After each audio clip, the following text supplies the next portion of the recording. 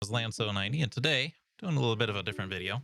I watched episode 1 of The Patrick Show. I guess you could call it 2 episodes, really, because it's the same format as the original SpongeBob, where there's 2 episodes within one episode. You know what I mean, right? Anyway, it's the new spinoff for SpongeBob, since they're making lots of spinoffs now that Steven Hillenburg has died. After he said he didn't want to see any spinoffs of SpongeBob. So yeah, that's something that's happening. But I actually was hopeful that the Patrick show that I watched today was actually gonna be good, because it didn't give up the art style of the original show. Like most shows, when they're getting rebooted now these days, they do the Cal art style, like your Teen Titans Go and your He-Man and She-Ra remakes and everything, and all have the same art style. I'm glad to see that this one was actually sticking with the original SpongeBob art style. So I was like, maybe this won't be too bad, but we're gonna get into it. It was awful. Between this and Kamp Koral, I'm not sure which I would say was actually worse. At least this one, I guess it still has the feel of like brand new SpongeBob rather than like early SpongeBob, but it took me a long time to even realize like when the episode had started and when like the end of the intro was. But we'll get into it. So it just opens up. Patrick show points to his mom, which isn't his mom from what we've seen in the past. Let's see if I can pull up a picture here. All right, so I actually brought up a YouTube video because, as you can imagine, looking up his parents now is a little bit difficult because now there's a new show out, and most of the top results are going to be the new parents. Anyway, this was his imposter parents, so these aren't his parents. They weren't his parents in the original show, and he eventually figures that out, but it took him a long time. But these are his parents, as revealed at the end of the episode. The dad is actually going to be a little spot on. Like, the dad isn't too bad. The mom, though, that's his mom. It looks like it's supposed to be his grandma, maybe, but no, he says it's his mom, and hairstyle's completely different, has glasses, completely different change, different color. Do starfishes have skin, or would you call it something else? Anyway, and maybe they're not his parents. We'll kind of get into that too, but I think they are. I think they're just dumb. Patrick Star show. So one of the first things that stood out as like, what the heck is going on here, is they're doing like a Pee-wee's Playhouse sort of thing, I guess, where his house is like a weird labyrinth thing of like traps and automated stuff, and it doesn't make sense for this Patrick character, I don't think. Maybe someone else built all this. It probably isn't him, but how did they afford all of this? Like, what about this is really Patrick-like, really, you know? It is another prequel show, so Kamp Koral was like their early childhood, and this is going to be like their teens, basically. We don't really find that out until the second episode. That doesn't really get confirmed. I'm sure there was confirmation articles and stuff previously, but I went into this blind, basically, because I wanted to try to get an unbiased perspective on it. Yeah, gross out humor almost immediately. There's actually a slightly okay moment just before this where he's like playing with an urchin, and I was like, oh, that's kind of cool. And then they're immediately doing this gross out humor thing, which SpongeBob has become infamous for now. It's like they have to do this every episode. And as we're going to see here, I think we're going to see a trend that there's probably a requirement in whoever is scripting these that they have to put this in, because it happens every episode so far. And I bet it's going to continue to happen every episode. I bet they're legally required to do a gross out scene, because apparently that's what kids like these days. Start of a running gag for the episode is Knight coming charging at him through a door that he opens just inside his weird house that doesn't make much sense. It's a gag I've seen 1,000 times, though. It was kind of what I was getting out of this one. We've seen this like 100 times in like Scooby-Doo, right, where they open a door and there's something scary charging at them. They do that here too, and we're going to see that a couple times as well, is where it really feels like they're just taking older jokes that maybe kids haven't seen or heard before and just kind of recycling them. So I'll show you that one once we get to it. There's another one. And then this was actually kind of a cool moment. This is a advertisement that's playing on the TV where it's showing the chum bucket, and Plankton is making his pitch about the chum bucket. And like, that's kind of interesting, but they actually don't touch on this ever again. So I'm not really sure, at least so far, they haven't touched on this again. Maybe Plankton will be like a little bit more of a threat than he is in the normal show, which could be cool. And it's also interesting to see some different parts of the chum bucket we hadn't seen before. They kind of let go of this pretty quickly, so we don't get to stay here long. And then they do the gag with the night guy running down the hallway again. It's a running gag. I do at least appreciate that they're like continuing the gag rather than just like it being like a one-off random thing, because I know that's what the Teen Titans Go and everything these days does, where it's just picture after picture, basically shot to like this one of just like random jokes. So at least he's like they're being consistent with it, even though it's like I said, I've seen it 100 times in older television. It actually isn't like a more modern thing. And then I'm also wondering if this is going to kind of become a trend. There you go, have this flashback back in time to the caveman era. As you remember, lots of SpongeBob memes have taken off from the caveman era episodes and stuff like that. So I'm wondering if this is just like an attempt to try to make more of those caveman era memes just to generate attention. We'll have to see, because it was only once in the show.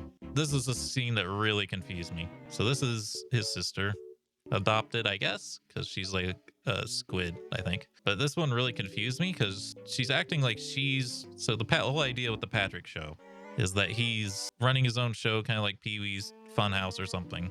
But then that's also what the show is. It's very confusing. Like, what's the difference between what we're watching and what's the difference between the show that's being put on? And she tries to act like she's his agent and also like the camera operator and stuff like that. And that's why I said that maybe she's the one who's made the machines and stuff. They haven't said that yet, though. It's just kind of weird. And it's like, okay, I could maybe buy that. I get what they're kind of going for with that idea. And then she's like, nah, this isn't a real phone. This is a toy phone. Like, so is she not actually smart, or is she actually supposed to be smart? And then she says she gets got off being on the phone with a certain yellow sponge. So, SpongeBob reference. He's actually not in the first half of the episode, which is probably better perseverance than I would have expected, really, to keep from using your main character, Ian. I don't understand. Was she actually on the phone with SpongeBob or not? Let me know if you watched the episode. Do you think she was actually talking to SpongeBob, or was she actually just making it up? What's her deal? Is she actually smart, or is she dumb like Patrick is and is just playing pretend? Here's his parents again towards the end of the episode. You can see the dad's a little bit closer than what we saw before. He had the same bald head and the mustache like that. He looks more accurate. I don't know what's going on with her though. She doesn't look right. And again, she also looks like way older. So I'm wondering if she seems like she should be his grandma. They say at this point, like, who is this guy again? So that's why I'm like, well, maybe they're not his parents. Maybe they're adopted parents. Maybe they don't even know who they are. But it's still weird that if they aren't his parents, it's weird that he looks like his actual dad looks. I don't know, maybe we'll figure that out later. But it could also just be that they're dumb, because Patrick's dumb, and so is his parents probably. And then they continue the running gag with the skeleton with the axe, or the knight with the axe, which again, actually kind of appreciated that they kind of stuck to this rather than just like it being totally random. And then we get part 2, and this is where it kind of confirms that it is a prequel, because we'll start seeing the older characters, and we'll see that they're actually younger. So again, she says that she's like too busy in charge of the Patrick show, and it's still like unclear where the line between the Patrick show that they're creating is and where the line or what we're watching. I don't really understand. And again, like, it seems like she's pretending at some parts, and then it seems like she's actually doing something in other parts, so I don't know what her deal is. And then here's our second running gag, where Patrick's talking about he wants to find his purpose, and he says porpoise. And again, this is a very old joke that I've seen 100 times. It's happened in this episode, and it happened in both parts, right? Do you think this is going to be something that's going to happen in every episode? Do you think they're contractually obligated, the writers, to do a recurring joke? Because this isn't the one show. This happens like 3 or 4 times through this episode, just like the night gag.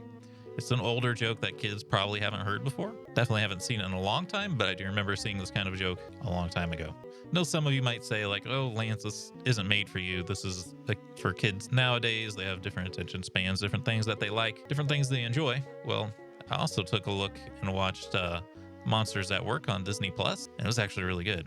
Like, I should probably make a video about it too, just to demonstrate that. But Monsters at Work was really good, and I can't wait to watch more of that. But this was terrible. So that's why I don't think that argument holds water. So this is, again, where it kind of gets confusing about what's the Patrick show and what isn't. This is an attachment to their house, but he's also inside of here. I don't know if I have screenshotted when he's inside of here. And so people are just watching from the streets. So it's like, is it really being broadcasted? Like, we find out this is a window. Maybe there's a projector on it or something. But it's not clear if it's like actually getting transmitted anywhere, if it's only what people can watch through the window. And then for some reason we have this character is a pretty funny character, and I actually saw some of my friends like hype this guy up that they're happy to see him. And he's kind of making fun of, I don't remember the actor's name, but this actor has appeared in a lot of stuff older stuff. The thing I think of when I see like this character design is like, you should never run with Caesars, kind of that thing. But I don't know why he's like hyper designed. Like normally when they do characters like this in SpongeBob, it's like, oh, this is our main character for the episode. This is either going to be like our driving force for the episode or our antagonist for the episode. And he's like excited to see Patrick and stuff. And then they don't see him again. He's on for like just a few seconds here and then he's gone. And I don't know why they over designed him like this, other than just being an Easter egg, but it seems strange for this to be an Easter egg. It seems like he's supposed to be set up for something, and I don't know if they like cut it from the episode, but he's gone. Very, very soon he's gone. SpongeBob shows up, and this is where you can kind of definitely tell that, yeah, this is a prequel, because SpongeBob looks a lot younger, but still older than they are in Kamp Koral. And they decide that they need to go get jobs. And yeah, here's our next gross out screen. Patrick has a rash that says "Be a bag boy" for some reason, and then they do a gross close up on it. And this is why I'm saying I think it's probably under contract that the writers have to write a gross out picture into every screenplay, right? But we'll see what happens in the next episode, I suppose. But they're 2 for 2, so I'm seeing a trend. Then they start working at this grocery store. This bit was actually pretty good, I thought. Patrick's gonna throw an anvil on this old man. Then they get in trouble. The manager fires him and then literally fires him. And that was actually kind of funny. I kind of like this part. One of the few good parts about the Patrick show so far. And we get the porpoise joke again. You know, it's a good joke. It's just, it's very old. And again, they're also doing the thing where they repeat it both times. So it's just it's strange how the first episode and second episode both have the running gag thing and that they're both old jokes. I'm very curious to see if that continues. So we'll see. Another gross out screen. So maybe they don't have a contract to write just one gross screen. Maybe they have to do more than one. Or they zoom in on the old lady's face and she's gross. 2 idiots later. Actually a great screen, great content, 10 out of 10. Best meme of the show, good old-fashioned SpongeBob font signs that everyone loves to meme. So I'm kind of glad to see this back again. It's pretty funny. Noir Sense, this is like another like little TV ad thing going on. So maybe this is another thing we might see every episode since there was the plankton thing in the last episode. Noir Sense, it's the My Leg guy getting interrogated by mafia people. And then they start like destroying their own legs to talk about what they're going to do to his leg until they like decapitate themselves. And he's like, yeah, it was me and my leg. Mixed feelings with this one because My Leg guy is funny. That was a great recurring bit in the original series. But then, you know, they made the episode not too long ago where they leaned back into him and gave him like a full episode and explaining Fred and his thing with the My Leg problem. And now I was like, okay, that was a pretty good episode of a new SpongeBob. But now that they're doing this, I'm like, oh, okay, are they gonna go way too overboard with the My Leg guy now and just use him for everything? Because it was a funny original thing, and then it was also kind of funny when they brought it back after so long. But now it seems like, are they gonna start overusing this? I think they might. And Porpoise guy again. We talked about that ad nauseum. And then like the second plot of this episode is Squidward's trying to get money from Patrick's dad, because Patrick's dad subscribes to the newspaper, but he doesn't pay for it. I don't know why he doesn't just stop delivering the newspaper. He tries to get SpongeBob and Patrick to get the money from his dad. They finally get like a nickel from his dad, and then SpongeBob and Patrick cut the nickel in half to split the money. And then for some reason, what got me about this is just Squidward's overreaction. Like, he's probably the angriest I've ever seen Squidward get. He's blowing his lid here. I don't know. It just didn't seem like it warranted him getting that angry about it. Like, you'd have to watch the scene for it to make sense, I guess. But he was like way more ballistic than you'd think he would. Like, it's definitely like, this is what I expect Squidward to act like in season 25 of SpongeBob, not the prequel where he probably barely knows them, right? It's weird that he is so angry so quickly. Over something pretty small too, really. And then we have one more gross out screen where he pulls his rash out again, except it says the end this time, and the porpoise joke again. So that's my quick overview of the Patrick show and why it's really, really bad. I still like the second episode isn't really even like with the show format, like the Pee-wee's Funhouse sort of thing. The first episode kind of is. This one, it really isn't. So I don't really know if they're going to stick to it or if it was just kind of a one-off thing. Strange. And like I said, it's hard to see where the bounds of what the show inside the show is supposed to be and what the show outside the show is supposed to be. And it's unclear, like, if she knows what she's doing or if she doesn't know what she's doing, if his parents are actually his parents. It was very confusing to watch. And I think that has to do with, trying to appeal to the fast attention span sort of thing. Probably not as bad as like your Teen Titans Go sort of stuff. Ugh, it was bad. But I do recommend watching Monsters at Work. And like I said, I think we'll make a video about that just to kind of contrast these two because they're so different, but they've also come out at the exact same time, and they're both sort of the same thing of giving new life to an old series. So we will see. All right. So since I recorded the first half of this episode, the second episode of the Patrick Show actually aired. So I've gone back and I've watched that, and I need to add this on to the end of the episode. Hopefully it's not too long now. But this one was actually a lot better, surprisingly. So I guess this kind of had sort of like an Orville thing go on with it. So the Orville is the Star Trek show that Seth MacFarlane made, the creator of Family Guy. Everyone was really worried that Orville would be terrible because people don't like Family Guy.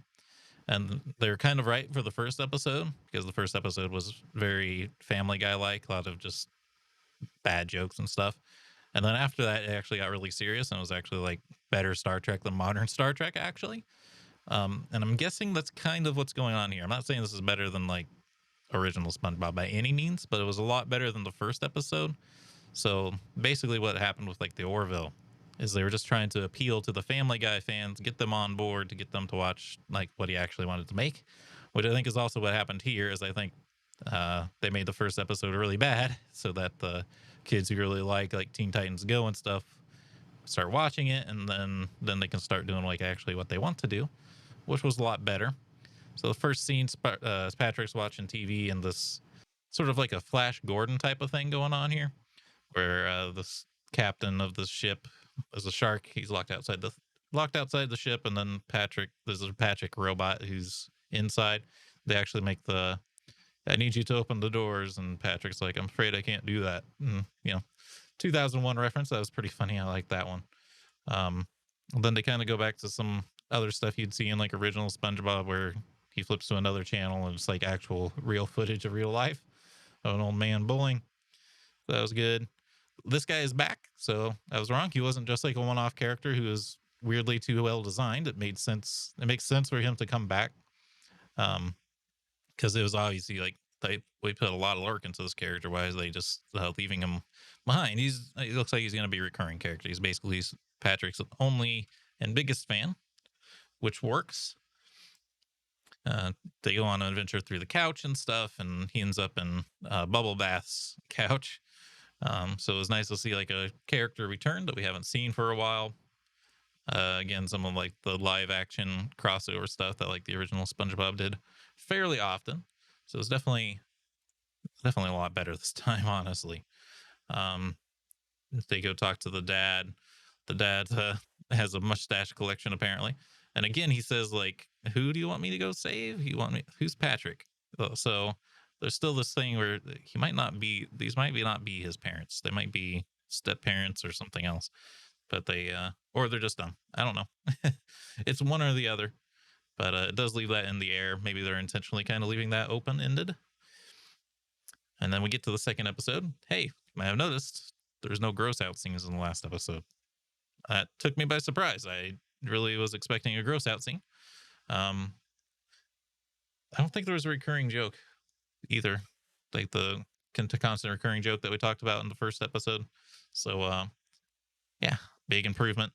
This is the second episode where they're doing a telemarathon thing. This guy's back again. He's one of the telemarketer guys answering the phones. They do a skit where they completely change the art style, so it's like stop motion. I don't know, it might still be computer animated, but they make it look like it's stop motion at least. And it's Frankenstein's monster situation where Plankton is Dr. Frankenstein, Patrick is Igor, and SpongeBob is Frankenstein's monster. And that was actually pretty good. It was pretty funny, and I really liked this scene. And again, I was like, am I watching the same show that I was last time? Because this is actually quite a bit better. Still wouldn't say better than like season 1 and 2 of SpongeBob, but a lot better than I was expecting. And then we have one problem. Sandy's here. I like Sandy. She's a great character. The problem is she was introduced in season 1. She was a new addition to Bikini Bottom. She didn't exist in Bikini Bottom before. And they made the same mistake with Kamp Koral. She's also in Kamp Koral for some reason. It's just bad continuity. I know I guess they just was like, well, we need a smart female character. They added the sister though, so it's kind of weird that like Sandy's also here. I guess she's in Kamp Koral, so now it's already messed up. So yes, you might as well have her in. It's just like I don't know what's going on. I don't know why they did that. Um, just a bad mistake. But I guess my guess is it's not a mistake. They probably did it intentionally, and they just needed her in. But other than that, everything was pretty good about this one. And then the second half here did have a recurring joke. I didn't notice that at first, and I realized that at the last minute. I was like, oh, this is the recurring joke for this one. Is they keep getting prank calls, and Squidward keeps answering them. And basically, it's the Bart Simpson calling Moe's bar joke where he's like, is Seymour Butts here? And then he's like, is Seymour Butts here? Seymour Butts. Makes everyone laugh. They're doing that sort of thing to Squidward, and that happens like 3 times throughout this episode. So looks like that's still a thing.